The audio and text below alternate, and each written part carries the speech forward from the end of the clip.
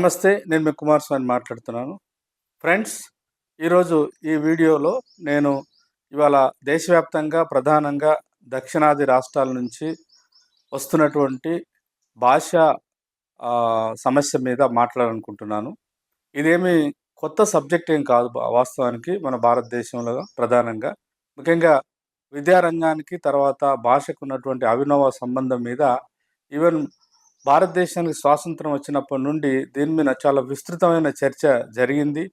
నిరంతరము రాజకీయాల్లో కూడా ఒక ప్రధానమైన అంశంగా ఇది నిలుస్తుంది. అయితే ప్రధానంగా మళ్ళీ 1960లో 65, 66 ఆ ప్రాంతంలో ప్రారంభమై కొంతకాలం దక్షిణాది రాష్ట్రాలను ప్రధానంగా తమిళనాడు రాజకీయాలను ఒక నిర్దేశించినటువంటి ప్రధానమైనటువంటి అంశము మళ్ళీ చాలా సంవత్సరాల తర్వాత ఇవాళ భారత రాజకీయ రంగంలోకి మళ్ళీ ఈ భాషా సమస్య రావడం వెనకాల కారణాలు ఏమిటి? అట్లాగే ఈ భాషా వ్యవస్థని విద్యా వ్యవస్థకు అనుబంధంగా దాన్ని రెండిటిని కలిపి చూస్తున్నప్పుడు దేశవ్యాప్తంగా ముఖ్యంగా కేంద్రంలో అధికారంలో ఉన్న బీజేపీ పార్టీకి, ఇక్కడ దక్షిణాది రాష్ట్రాల్లో అధికారంలో ఉన్నటువంటి డీఎంకే లాంటి పార్టీ, అట్లాగే ఓవరాల్‌గా ఈ 75 సంవత్సరాల కాలంలో విద్యా వ్యవస్థకు మరియు భాష మీడియం ఆఫ్ ఇన్‌స్ట్రక్షన్ అంటారు. భాషకు ఉన్నటువంటి సంబంధాన్ని అర్థం చేసుకోవడం కోసం ఏ రకమైనటువంటి అవగాహనతో మనం ఉంటే బాగుంటదనేటువంటి విషయాలను వివరించడానికి ప్రయత్నం చేస్తాను. ముందుగా ఈ ఈ అసలు ఈ సమస్య ఇవాళ ఎందుకు మళ్ళీ మన తెర మీదకొచ్చిందనేటువంటిది మనందరికీ తెలుసు.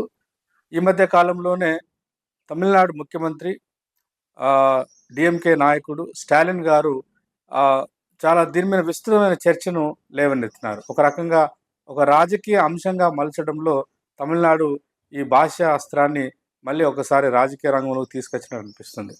ఈ మధ్య కాలంలో ఆయన చాలా ఓపెన్‌గానే పబ్లిక్ డొమైన్‌లోనే మాట్లాడుతున్నది ఏంటంటే, ఇవాళ కేంద్రంలో అధికారంలో ఉన్నటువంటి పార్టీలు, గతంలో కాంగ్రెస్ పార్టీ కావచ్చు, ఇప్పుడు అధికారంలో ఉన్నటువంటి బీజేపీ పార్టీ నిరంతరము ఉత్తరాది రాష్ట్రాలకు ప్రాతినిధ్యం ఎక్కువ ఇస్తూ, ఆ ఉత్తర భారతదేశ ప్రజల యొక్క సంస్కృతిని, జీవన విధానాన్ని, వాళ్ళ భాషని, వాళ్ళ వ్యవహారాలని దక్షిణాది ప్రాంతం మీద బలవంతంగా రుద్దడానికి ప్రయత్నం చేస్తున్నటువంటి క్రమంలోనే ఈ భాష హిందీని ఒక జాతీయ భాషగా ప్రమోట్ చేయడం కావచ్చు, లేదా హిందీని తప్పకుండా విద్యార్థులకు అంటే వాళ్ళు 1వ తరగతి నుంచి మొదలుకుంటే స్కూలింగ్‌లో కంపల్సరీ హిందీని ఒక జాతీయ భాషగా దాన్ని కంపల్సరీ చేయాలి. దాన్ని ప్రత్యేకంగా తీసుకోవాల్సిన అవసరం ఉంది అని చెప్పేసి మాట్లాడుతున్నటువంటి సందర్భం ఉంది అని చెప్పేసి ఆయన ఆరోపిస్తున్నాడు.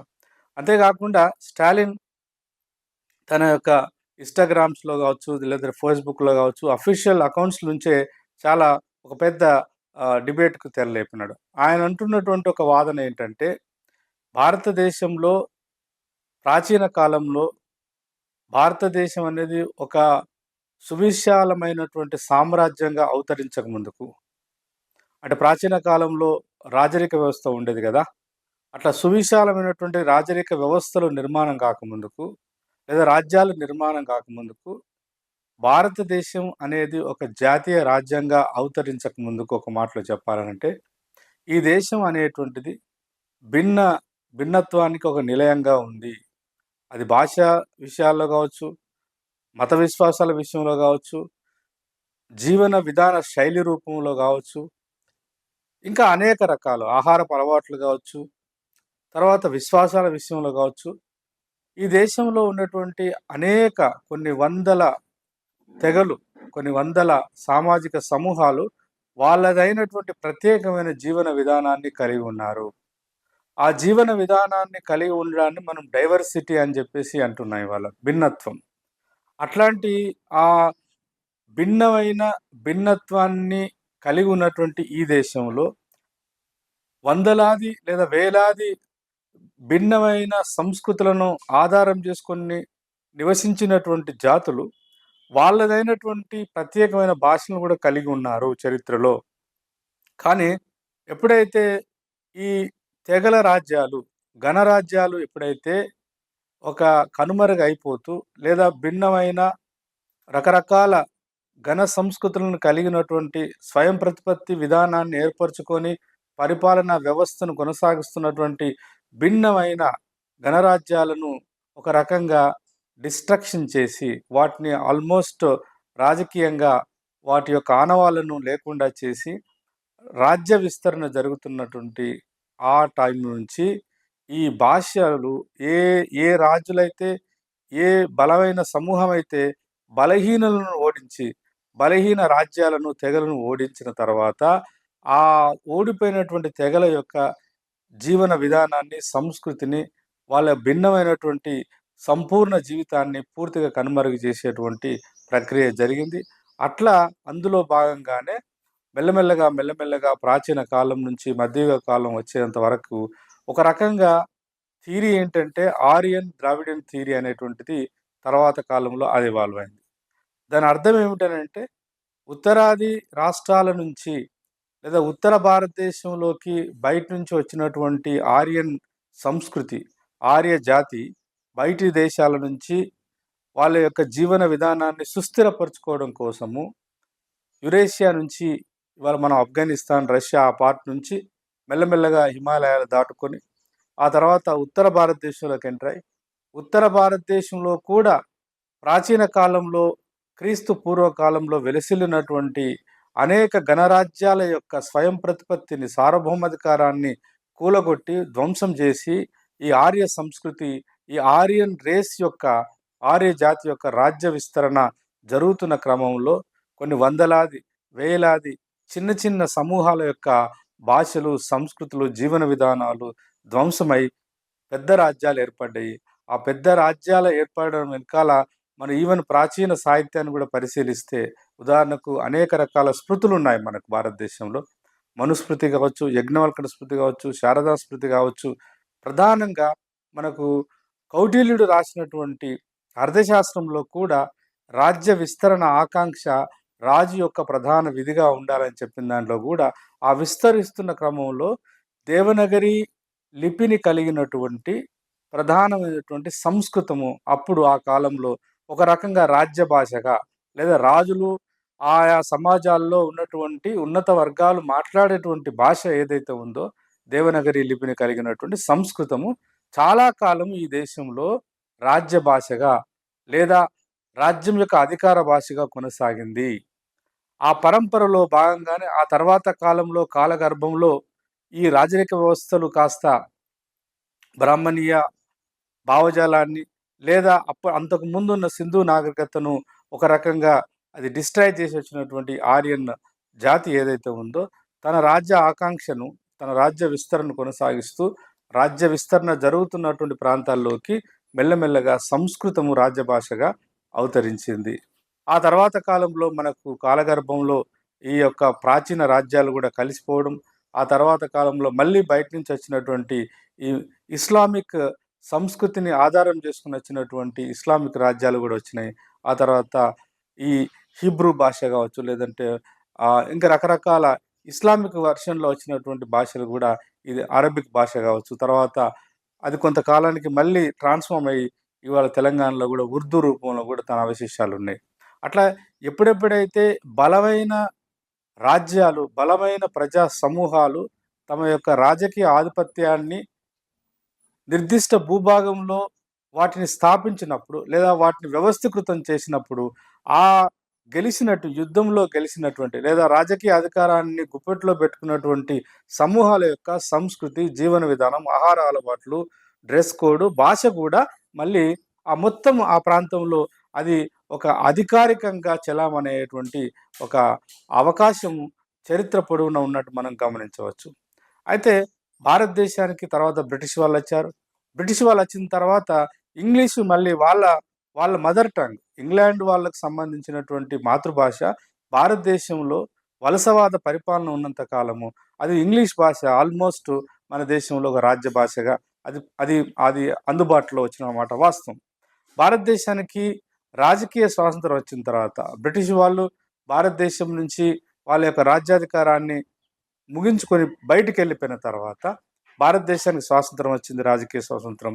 అప్పుడు భారతదేశం యొక్క రాజకీయ స్వాతంత్రం అయితే సాధించడం గానీ, బట్ భారతదేశాన్ని ఒక ఉన్నత విలువల వైపు, ఒక ఉన్నత ఆశయాల వైపు, ఒక ఉన్నత ఆశయాలతో కూడుకున్న సమాజ నిర్మాణం చేయడం ఎలాగా అని అనుకున్నప్పుడు, భారతదేశానికి ఒక రాజ్యాంగం కావాలని ఎట్లయితే ఆలోచించినామో, భారతదేశం యొక్క పరిపాలన వ్యవస్థ కూడా పూర్తి స్థాయిలో సాధ్యమైనంత వరకు తనదైనటువంటి అంటే ఈ భారతదేశం యొక్క సంస్కృతిలో భాగంగా ఉండేటువంటి పరిపాలన వ్యవస్థను స్థాపించుకోవాలనేటువంటి ఆలోచన చేస్తున్నప్పుడు, మరి పరిపాలనలో భాగంగా పరిపాలనలో భాగంగా తప్పకుండా విద్యా విధానం కూడా ఒకటొస్తది.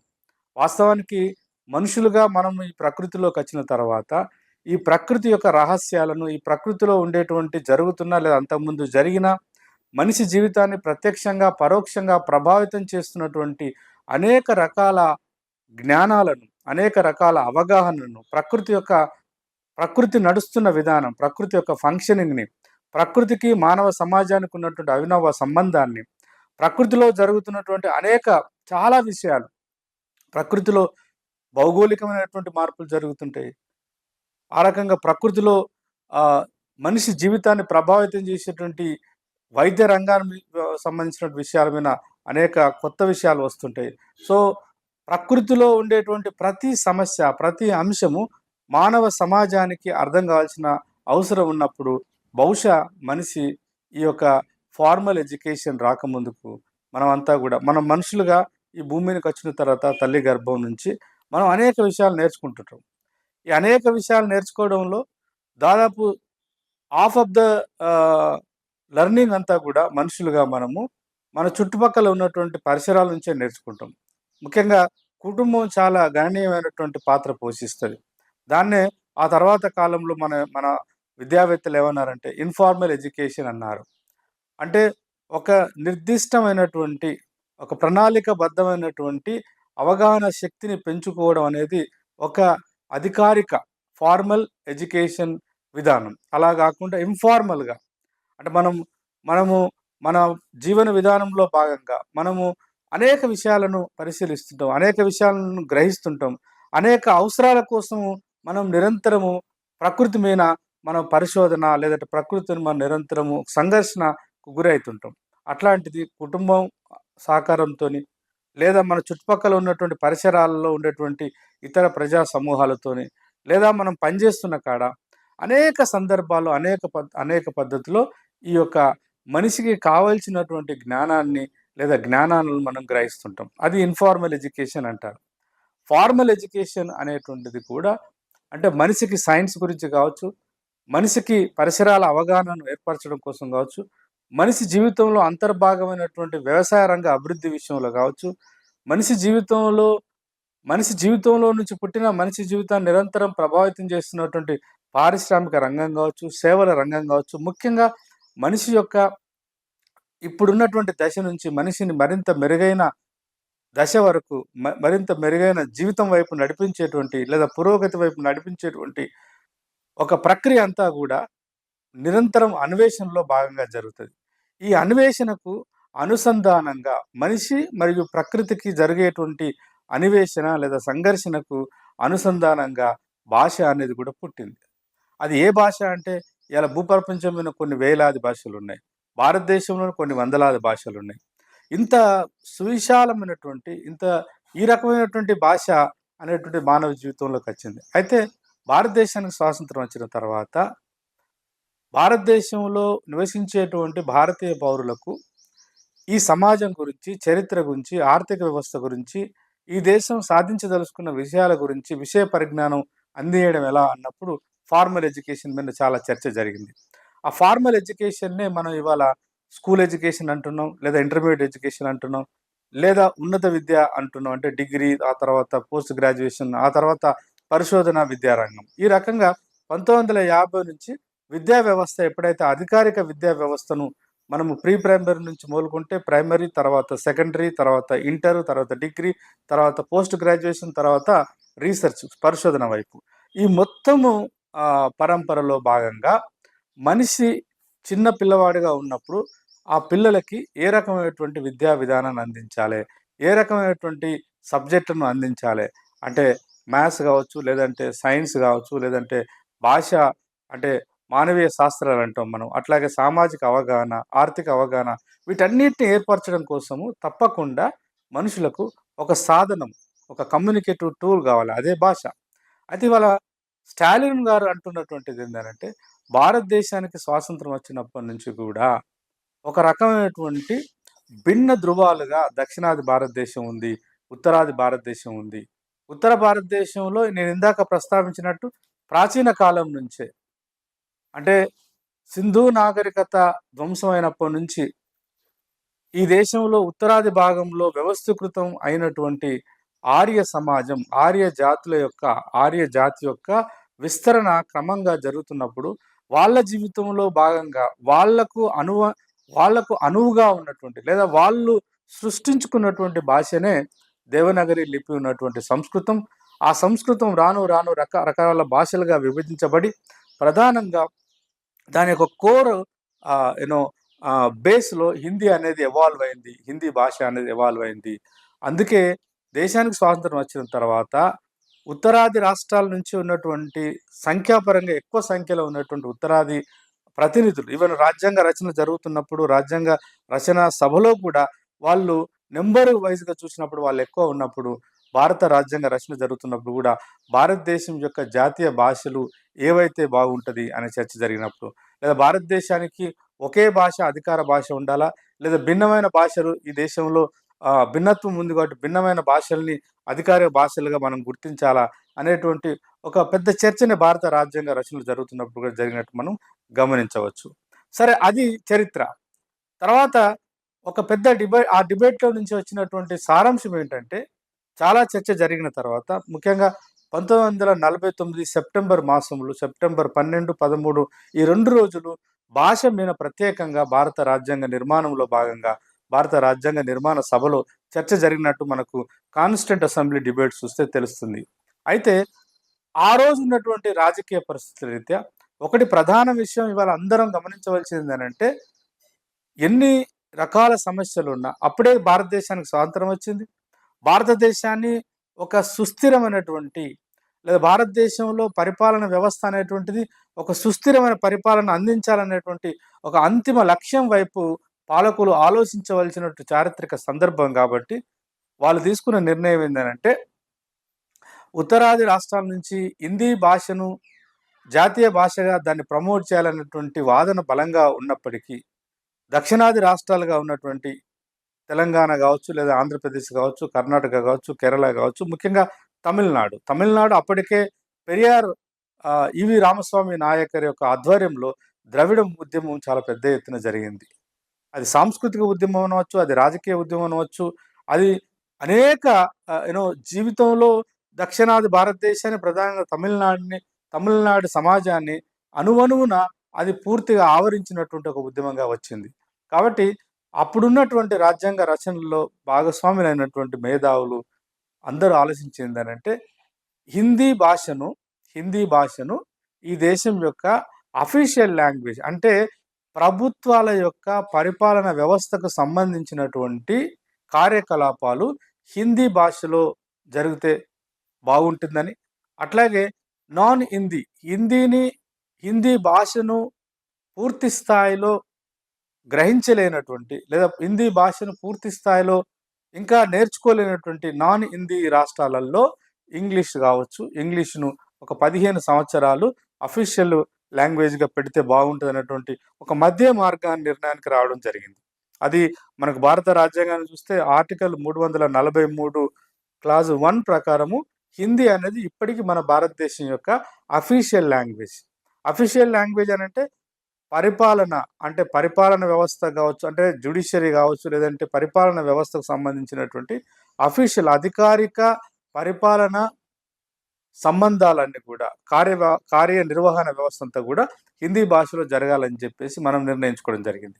అదే రకంగా ఆర్టికల్ 343 క్లాజ్ 2 ప్రకారము 15 సంవత్సరాల వరకు, అంటే అప్పుడు వాళ్ళు ఆలోచించింది బహుశా 15 సంవత్సరాల లోపు దక్షిణ భారతదేశంలో ఉన్నటువంటి ఈ దక్షిణ భారత రాష్ట్రాలు కూడా హిందీని గౌరవించేటువంటి అవకాశం రావచ్చు, లేదా హిందీ పట్ల ఇప్పుడున్నంత పెద్ద ఎత్తున వ్యతిరేకతను మెల్లమెల్లగా ఒక యూనిటీని కనుక మనం డెవలప్ చేస్తే ఒక సత్ సత్ప్రాతృత్వాన్ని గనుక మనం నెలకొల్పగలిగితే, ఒక సోదరభావాన్ని గనుక నెలకొల్పగలిగితే, ప్రజలందరిలో కూడా భారతీయ జాతీయత అనేటువంటి భావన గనుక నెలకొల్పడానికి ఒక 15 సంవత్సరాల కాలం పట్టవచ్చని వాళ్ళు ఊహించుంటారు. అందుకని ఇంగ్లీషును ఆహ్, అధికారిక అఫీషియల్ లాంగ్వేజ్‌గా అంటే రెండో అఫీషియల్ లాంగ్వేజ్‌గా వాళ్ళు నిర్ణయించడం జరిగింది. అక్కడున్న ఈ భాషకు, భారత సమాజానికి మరియు భాష అంటే మీడియం ఆఫ్ ఇన్‌స్ట్రక్షన్ ఎలా ఉండాలన్న దానికి పునాది గూడా భారత రాజ్యాంగ విలువల నుంచే మనం గ్రహించవలసొస్తది. అంటే అట్లాంటి ఒక చారిత్రక లేదా రాజ్యాంగబద్ధమైనటువంటి ప్రామాణికత లేదా పునాది కలిగినటువంటిదే ఈ భాష విషయం. అయితే ఇవాళ స్టాలిన్ ఒక పోస్ట్ చేసినారు తన ఇన్‌స్టాగ్రామ్‌లో. ఏమన్నారంటే, అది మొత్తం భారతదేశంలో ఉన్నటువంటి ప్రజలందరిని ఆయన అడ్రెస్ చేస్తూ, ప్రియమైన సోదరీమణులారా, భారతదేశంలో ఉన్న భారతీయ సోదరీమణులారా, ఇవాళ హిందీ భాషను, హిందీ భాషను అధికారికంగా, బలవంతంగా, ఒక రకంగా ఫోర్స్‌ఫుల్‌గా దేశవ్యాప్తంగా కూడా నాన్ హిందీ భాషలు మాట్లాడేటువంటి ప్రజా రాష్ట్రాల మీద బలవంతంగా రాజ్యం పనిగట్టుకొని రుద్దుతుంది అనేటువంటి ఆ యొక్క సారాంశం. ఆయన చాలా భాషల్ని ప్రస్తావించినాడు. అంతెందుకు ఉత్తర భారతదేశంలో ఒకప్పుడు హిందీ అనేది కాకుండా ప్రతి రాష్ట్రంలో నివసించేటువంటి అనేక చిన్న చిన్న జాతులు, ముఖ్యంగా తను రెఫర్ చేసినటువంటి భాషలన్నీ కూడా ఇప్పటికి కూడా ఎండేంజర్స్ అంటారు. అంటే నశించిపోతున్న భాషల యొక్క వాటిని అతను ఏకరువు పెట్టి బయటికి చెప్తూ, అటు పంజాబీ కావచ్చు, లేదంటే ఇంకా అనేక జోధ్‌పూరి భాష కావచ్చు, తర్వాత కొంకణి కావచ్చు, తర్వాత ఇంకా సింధియా కావచ్చు, ఓహో కావచ్చు, ఇట్లాంటి అనేక భాషలను ప్రస్తావించాడండి. అట్లా కొన్ని పదుల సంఖ్యలో, వందల సంఖ్యలో భిన్నమైన జాతుల యొక్క మాతృభాషల్ని హిందీ అనేది మింగేసింది. ఇవాళ బీహార్ ప్రజల యొక్క మాతృభాష హిందీ కాదు. ఉత్తరప్రదేశ్ ప్రజల యొక్క మాతృభాష హిందీ కాదు. ఆ ఉత్తర భారతదేశంలో ఉండేటువంటి ప్రజల యొక్క వాళ్ళ తాత ముత్తాతలు, పూర్వీకులు మాట్లాడినటువంటిది లేదా పూర్వీకులు వాళ్ళ జీవితం అంతా ఇంకొక భాషలో నిక్షిప్తమై ఉంది. అయినా ఒక బలవంతంగా రాజ్య సహకారంతోని రాజ్యమే పనిగట్టుకొని హిందీని ఇవాళ భారతదేశం మీద రుద్ది, అది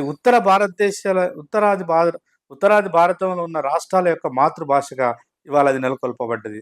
ఆ పరంపరలో భాగంగానే మళ్ళీ సమయం వచ్చినప్పుడల్లా, సందర్భం వచ్చినప్పుడల్లా జాతీయ విద్యా విధానంలో భాగంగా నిరంతరము ఇవాళ కొత్తగా బీజేపీ కాదు, అంతకుముందు అధికారంలో కాంగ్రెస్ పార్టీ కూడా దాన్ని రుద్దడానికి ప్రయత్నం చేస్తుంది అనేటువంటి భావన దక్షిణాది రాష్ట్రాల్లో ఉన్నమాట వాస్తవం. అట్లా ఇవాళ ఈ భాష మీద హిందీ ఇంపోజిషన్ అనే దాని మీద చాలా చర్చ జరుగుతుంది. అయితే ఈ చర్చలో భాగంగా మళ్ళా మేధావులు, తర్వాత రాజకీయ నిపుణులు, విశ్లేషకులు చాలా చర్చ చేస్తున్నారు. ఒకటి ప్రధానమైన విషయం ఏంటంటే, అసలు ఎందుకు వస్తుంది? హిందీ భాషను నేర్చుకోవాలంటే కంపల్సరీ స్కూల్ ఎడ్యుకేషన్‌లో హిందీని అఫీషియల్ లాంగ్వేజ్‌గా పెట్టాలి. ఆ మాటకొస్తే ఏ భాష అయినా కూడా పిల్లవాళ్ళకి స్కూల్ ఎడ్యుకేషన్‌లో చెప్తేనే వస్తదా అంటే రాదు. అది మామూలుగా ఇన్ఫార్మల్‌గా కూడా ఇవాళ గ్లోబలైజేషన్ వచ్చిన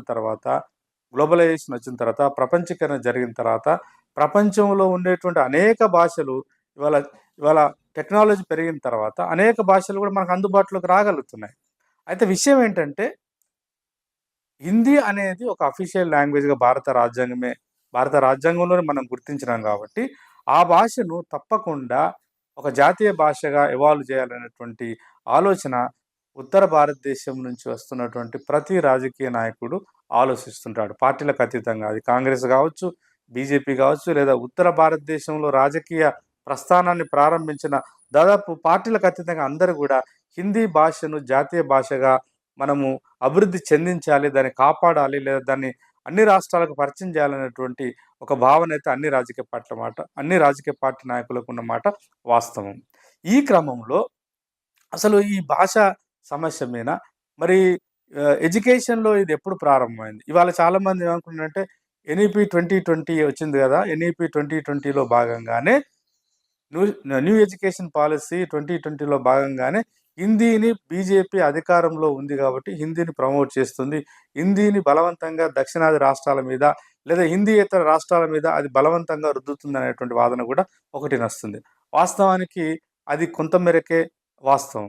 అంతకుముందు కూడా అంటే మనకు భారతదేశ స్వాతంత్రం వచ్చిన తర్వాత 1948లోనే మొట్టమొదటి రాష్ట్రపతిగా మన భారతదేశానికి వ్యవహరించినటువంటి సర్వేపల్లి రాధాకృష్ణన్ గారి ఆధ్వర్యంలో ఒక కమిషన్, ఒక కమిటీ ఏస్తే తను గూడా హిందీని భారతదేశ ప్రజలందరికీ పరిచయం చేస్తే తప్పేం లేదనే అభిప్రాయాన్ని వ్యక్తం చేయడం జరిగింది. ఆ తర్వాత కాలంలో 1964, 65లో ఏర్పడేటువంటి కొఠారి కమిషన్ గావచ్చు. ఆయన గూడా అసలు యాక్చువల్‌గా ఇది 1968లో 3 భాషల సిద్ధాంతం అనేది అఫీషియల్‌గా వచ్చింది. ఆయన మొత్తం అంటే 1954, 1952, 1956, 1959, 1964, 65 మొత్తం ప్రతి 5 ఇయర్స్‌కి ఒకసారి దాదాపు దేశవ్యాప్తంగా ఆనాడు అధికారంలో ఉన్న కాంగ్రెస్ పార్టీ అనేక కమిషన్‌లను, కమిటీలు ఏసి భాషా విధానాన్ని ఎట్లా ఒక యూనివర్సలైజ్ చేయడం ఎలాగా? అంటే భారతదేశ నిర్దిష్ట భూభాగంలో ఉన్నటువంటి ప్రజలందరికీ ఒక జాతీయవాదాన్ని మనం ఎట్లా పరిచయం చేయగలుగుతాము?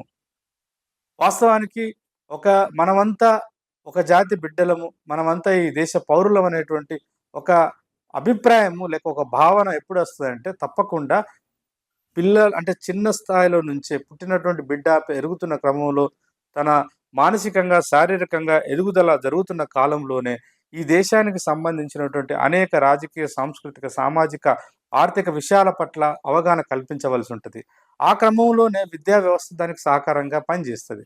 అందుకని బహుశా అప్పటినుంచి కూడా ఈ జాతీయవాద దృక్పథంతో కలిగినటువంటి విద్యా వ్యవస్థను పరిచయం చేసే క్రమంలోనే మీడియం ఆఫ్ ఇన్‌స్ట్రక్షన్స్ హిందీలో ఉండాలని, మీడియం ఆఫ్ ఇన్‌స్ట్రక్షన్ ఇంగ్లీష్‌లో ఉండాలని, మీడియం ఆఫ్ ఇన్‌స్ట్రక్షన్ తర్వాత కాలంలో ఈ 3 భాషల సిద్ధాంతం తీసుకొచ్చారు 68లో.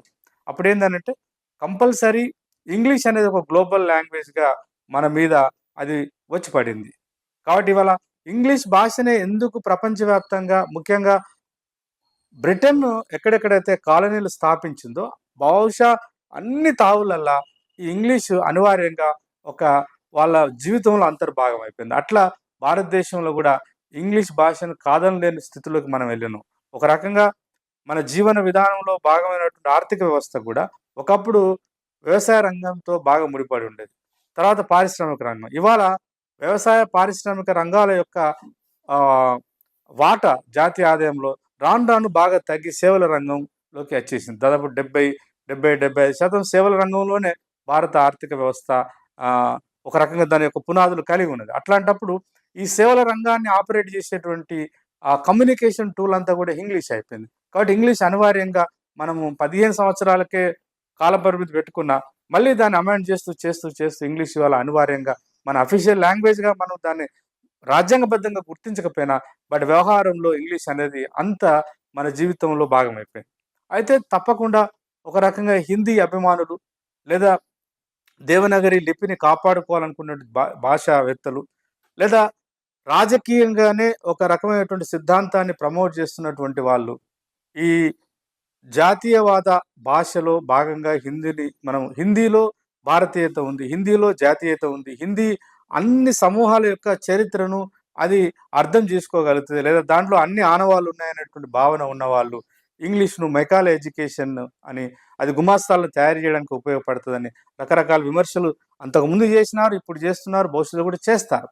ఇవాళ ఈ త్రిభాషా విధానం వచ్చిన తర్వాత 68లో తర్వాత 70, 89లో కూడా కొఠారి కమిషన్‌ను మనము అమలు పరుచుకున్నప్పుడు మొట్టమొదటిసారిగా అఫీషియల్‌గా జాతీయ స్థాయిలో జాతీయ విద్యా విధానం ఫస్ట్ నుంచి ఉన్నప్పటికీ 40 ఏళ్ల నుంచి ఉన్నప్పటికీ 89లో కూడా ఈ నాన్ హిందీ రాష్ట్రాలలో హిందీని ప్రమోట్ చేస్తే బాగుంటుందని, హిందీ భాషను పిల్లలకి స్కూల్ ఎడ్యుకేషన్‌లో నుంచి నేర్పితే బాగుంటుందనేటువంటి సలహా అప్పుడే ఇచ్చినారు.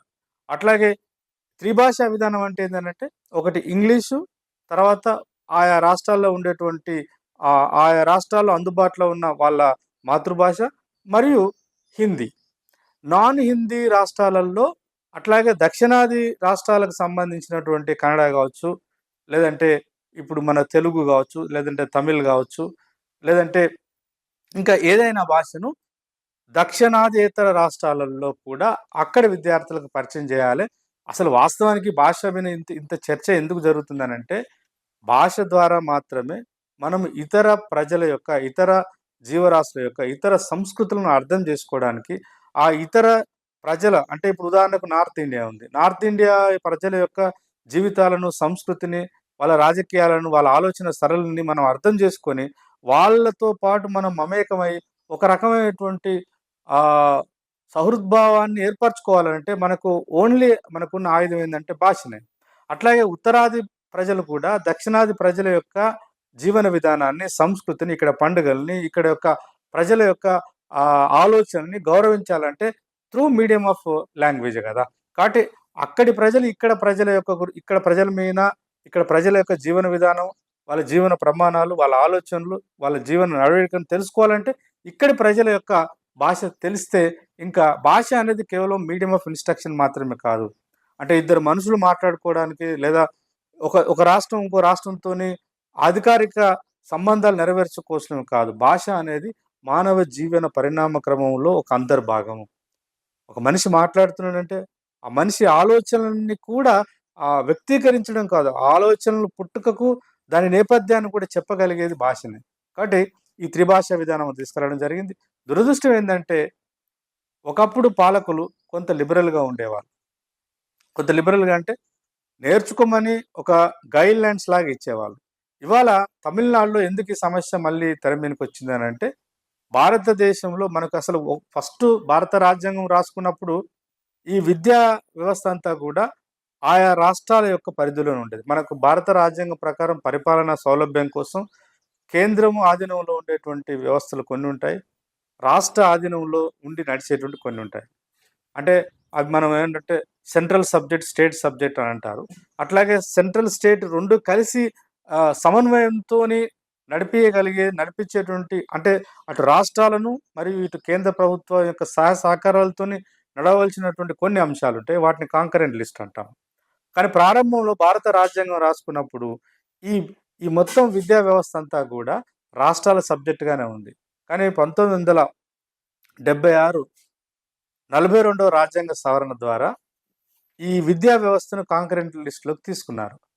76లో ఎందుకు తీసుకోవాల్సొచ్చిందనంటే, ఏ రాష్ట్రాలకు ఆ రాష్ట్రం వాళ్ళకి నచ్చిన పద్ధతిలో, వాళ్ళకి నచ్చిన విధంగా, అంటే ఆయా రాష్ట్రాల యొక్క సంస్కృతిని, ఆయా రాష్ట్రాల యొక్క జీవన విధానాన్ని, ఆయా రాష్ట్రాల యొక్క పురోగతిని మాత్రమే ఆ ప్రజలకు ఎక్కువ, ఆ రాష్ట్రాలకు, ఆ రాష్ట్రంలో నివసించే ప్రజలకు చెప్తున్నారు తప్ప, ఓవరాల్‌గా ఒక గ్రాండ్ థియరీని, జాతీయవాదాన్ని పెంపొందించేటువంటి ఒక సువిశాలమైన ఒక ఒక ఒక భారతదేశం యొక్క ప్రజల ఇప్పుడు నార్త్ ఈస్ట్ స్టేట్స్ పట్ల గౌరవం ఉండాలంటే, ఆ నార్త్ ఈస్ట్ ప్రజల యొక్క జీవన విధానం కూడా సబ్జెక్ట్‌లో ఉండాలి. అది భాషా శాస్త్రంలో ఉండవచ్చు, తెలుగులో ఉండవచ్చు, లేదంటే సాంఘిక శాస్త్రంలో ఉండవచ్చు. ఏ రకంగానైనా ప్రజలకైతే అది ఇంట్రొడ్యూస్ చేయాలనేటువంటిది. అట్లా ఇప్పుడు తెలంగాణ గురించి, ఆంధ్ర గురించి, మన వంటకాల గురించి, మన జీవన విధానం గురించి, మన సంస్కృతి గురించి ఇతర రాష్ట్రాలకు తెలవాలంటే, ఈ మొత్తం అన్నిటిని గౌరవిస్తూ, అన్నిటి యొక్క ఆనవాళ్ళను చెప్పడాని కోసం ఆ భాషను హిందీ మీడియం అయితే బాగుంటదని చెప్పడం, అది చాలా సందర్భాల్లో జరుగుతుంది. ఇవాళ ఏమైపోయిందనంటే, తమిళనాడుకు సర్వశిక్ష అభియాన్ విద్యా విధానంలో భాగంగా రూ. 2,000,00,00,000 తమిళనాడు రాష్ట్రానికి ఇవ్వాలి కేంద్ర ప్రభుత్వం. ఆ నిధులను ఇవ్వడానికి నిరాకరించింది. ఎందుకంటే ఎన్ఈపీ 2020 దేశవ్యాప్తంగా ఒక నేషనల్ ఎడ్యుకేషన్ పాలసీ వచ్చినప్పుడు దాన్ని తమిళనాడు రాష్ట్రము ప్రారంభ దశ నుంచి కూడా వ్యతిరేకిస్తూ, మేము ఎట్టి పరిస్థితిలో ఎన్ఈపీ 2020ని మా రాష్ట్రంలో మేము ఇంప్లిమెంట్ చేయమని చెప్పేసి వాళ్ళు ఒక రకంగా దాన్ని ఫస్ట్ నుంచి కూడా విమర్శిస్తూ వస్తున్నారు. అప్పుడు సహజంగానే కేంద్రంలో అధికారం ఉన్న పార్టీ బీజేపీ పార్టీ ఏమనంటే, మీరు జాతీయ ఎడ్యుకేషన్ పాలసీని మీరు అమలుపరచకపోతే, జాతీయ విద్యా విధానంలో భాగంగా ఉన్నటువంటి సర్వశిక్ష అభియాన్‌కి నిధులెట్లా ఇస్తాము? అంటే కేంద్ర ప్రభుత్వం యొక్క ఆలోచన ఏందనంటే, మేము భారతీయ భాష అయినటువంటి హిందీని ఒక భాషగా పెట్టండి అని అడుగుతున్నాం. వాళ్ళేమంటున్నారు, హిందీని మేము ఇంపోజ్ చేయట్లేదు. ప్రణాళికలో భాగంగానే, విద్యా వ్యవస్థలో భాగంగానే హిందీని ఒక భాషగా, సబ్జెక్ట్‌గా పెట్టండి, దానిలో తప్పేముంది అనేటువంటి వాదన వాళ్ళు చేస్తున్నారు. Dravidian movement, Dravidian culture, Dravidian సంస్కృతి ఉత్తర భారత రాష్ట్రాలను విభజించడానికి ఆధారభూతంగా ఉన్నటువంటి ఈ ద్రవిడియన్ కల్చర్, ద్రవిడియన్ మూవ్‌మెంట్, ద్రవిడిస్తాన్ అనేటువంటి వాదనతో ఉన్నటువంటి డీఎంకే గాని, అన్నా డీఎంకే గాని, ఆ మాటకొస్తే తమిళనాడులో ఉన్న ఏ రాజకీయ పార్టీ కూడా ఇవాళ హిందీని వాళ్ళ పిల్లలకి లేదా వాళ్ళ రాష్ట్రంలో దాన్ని తీసుకోవడానికి సిద్ధంగా లేరు. అయితే స్టాలిన్ ఒక రకంగా ఇవాళ ఉత్తరాది రాష్ట్రాలకు వ్యతిరేకంగా దక్షిణాది రాజకీయ పార్టీలు ఇవాళ మళ్ళొకసారి పునరేకీకరణ చేసుకోవాల్సినటువంటి అవసరం ఉందని చెప్పేసి మాట్లాడుతున్నాడు. ఈ భాష త్రిభాషా విధానం అనేది స్పష్టంగా వాస్తవానికి ఎన్ఈపీ 2020లో కూడా ఎక్కడ కూడా మ్యాండేటరీ చేయలేదు. మ్యాండేటరీ చేసి హిందీ కంపల్సరీ అందరూ నేర్చుకోవాలని చెప్పలేదు. ఎప్పుడైతే 69లో ఎట్లయితే దక్షిణాది రాష్ట్రాలను హిందీ భాషను ప్రమోట్ చేయడం కోసము హిందీని ఒక భాషగా పెట్టమన్నట్టు, అట్లాగే ఈ రాష్ట్రాల యొక్క భాషను కూడా ఇతర దక్షిణాది రాష్ట్రాలు కానట్టు ఉత్తరాది రాష్ట్రాల్లో కూడా నేర్చుకుంటే బాగుంటుంది. అయితే ఇక్కడ ప్రాక్టికల్గా వచ్చేసరికి ఏమవుతుందంటే మనకి ఈ 75 సంవత్సరాల స్వాతంత్ర భారతదేశంలో రాసుకున్న దానికి ఆచరణకు చాలా తేడా ఉంటుంది. ఎప్పుడైనా ఎట్లయితే హిందీని దక్షిణాది రాష్ట్రాలకు ప్రమోట్ చేస్తున్నారో, అంతకుముందు కాంగ్రెస్ కావచ్చు, ఈరోజు బీజేపీ కావచ్చు, అట్లాగే ఏ ఒక్క దక్షిణాది రాష్ట్రాలకు సంబంధించిన భాషను ఒక బీహారీ వాళ్ళకో, ఉత్తరప్రదేశ్ వాళ్ళకో, పంజాబ్ వాళ్ళకో, హర్యానా వాళ్ళకో నేర్చుకోమని చెప్పినటువంటి దాఖలాలు లేవు. అంటే ఈ మ్యూచువల్ రెస్పెక్ట్ అనేది మిస్ అవుతుంది. మ్యూచువల్ కన్సెన్సస్ బిల్డ్ చేయడంలో పాలకులు ఫెయిల్ అవుతున్నారు. కాబట్టి ఈ త్రిభాషా విధానం అనేటువంటిది ఇవాళ కొత్తగా ఎన్ఈపీ 2020 ద్వారా మాత్రమే వచ్చింది కాదు. 65, 66 నుంచి ప్రారంభమైనటువంటి ఈ యొక్క భాషకు, విద్యా వ్యవస్థకు ఉన్నటువంటి అవినవ సంబంధాన్ని నెలకొల్పే క్రమం 60లోనే ప్రారంభమైంది. అది నిరంతరం అలా అలా వస్తుంది. అయితే ఎప్పుడైనా ఈ వాదన ఎప్పుడు వస్తుందనంటే ఎప్పుడెప్పుడైతే రాష్ట్రాలలో ఎలక్షన్లు వస్తున్నాయి, ముఖ్యంగా దక్షిణాది రాష్ట్రాల్లో ఎలక్షన్లు వచ్చినప్పుడు, అందులో తమిళనాడు రాష్ట్రంలో ఎలక్షన్లు వచ్చినప్పుడు ఇటు తమిళనాడు రాజకీయ పార్టీలు, అటు జాతీయ స్థాయిలో ఉన్నటువంటి బీజేపీ కావచ్చు, అంతకుముందు 89లో అయితే బీజేపీ లేదు కదా, అప్పుడు కాంగ్రెస్ పార్టీ అధికారంలో ఉంది. కాబట్టి ఈ భాషా రాజకీయాలను ముందుకు తీసుకొచ్చి రాజకీయంగా మళ్ళా వాళ్ళ యొక్క అధికారాన్ని సుస్థిరం చేసుకునేటువంటి దాంట్లో భాగంగానే వాడుతున్నారనే ఒక విమర్శ కూడా అటు ద్రవిడన్ పార్టీల మీద ఉంది, అట్లాగే జాతీయ పార్టీలు అయినటువంటి కాంగ్రెస్ మరియు బీజేపీ మీద ఉంది. ఇవాళ చివరిగా నేను మీకు చెప్పదలుచుకునేది ఏంటంటే, ఈ మనిషికి వాస్తవానికి ఎన్ని భాషలు వీలైతే అన్ని భాషలు నేర్చుకుంటే తప్పేం లేదు. కానీ భాష నేర్చుకోవాలనంటే ఒకటి తాను పుట్టి పెరిగినటువంటి భౌగోళిక ప్రాంతానికి, సంస్కృతికి ఏదో ఒక విధంగా అవినవ సంబంధం కలిగి ఉన్న భాషను తప్పకుండా మనుషులుగా మనం నేర్చుకుంటాం. అయితే ఇవాళ అలా కాకుండా ఆర్థిక అవసరాల కోసమన్న భాష అనివార్యమై ఉండాలి. వారి అందరం కూడా వాళ్ళ ప్రతి కుటుంబంలో ఎంతో కొంత అవగాహన ఉన్న వాళ్ళందరూ కూడా వాళ్ళ వాళ్ళ ఆర్థిక స్థితిని పక్కన పెట్టి, వాళ్ళ సామాజిక నేపథ్యాలను పక్కన పెట్టి అందరూ కూడా వాళ్ళ పిల్లల్ని ఇంగ్లీష్ మీడియంలో చదివించుకోవాలనుకుంటున్నారు. ఎందుకు అంటే ఇంగ్లీష్ అనేది ఇవాళ ప్రపంచ భాష. అంటే ప్రపంచంలో ఎక్కడైనా మానవ సమాజానికి ఉపయోగపడేటువంటి కొత్త జ్ఞానం, కొత్త ఆలోచన, కొత్త ఆవిష్కరణలు వస్తే దానికి సంబంధించిన అవగాహన, దానికి సంబంధించిన సమాచారం అంతా కూడా ఇంగ్లీష్ భాష ద్వారానే ప్రపంచవ్యాప్తంగా అది పరిచయం అవుతుంది. కాబట్టి ఇంగ్లీష్ అనివార్యంగా నేర్చుకుంటున్నారు. అట్లా హిందీ యొక్క అవసరము దక్షిణాది రాష్ట్రాలకు ఏర్పడినప్పుడు తప్పకుండా దక్షిణాది ప్రాంత రాష్ట్రాలు కూడా నేర్చుకునే అవకాశం ఏర్పడుతుంది.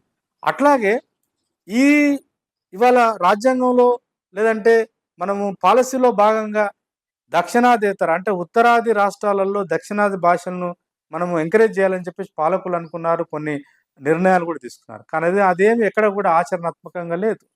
కాబట్టి కంపల్సరీ ప్రతి భాషలో ఎంతో మాధుర్యత ఉంటుంది, ఎంతో ఎంతో గొప్ప విలువలు ఉంటాయి, ఎంతో అనేక రకాల అంశాలు వస్తాయి.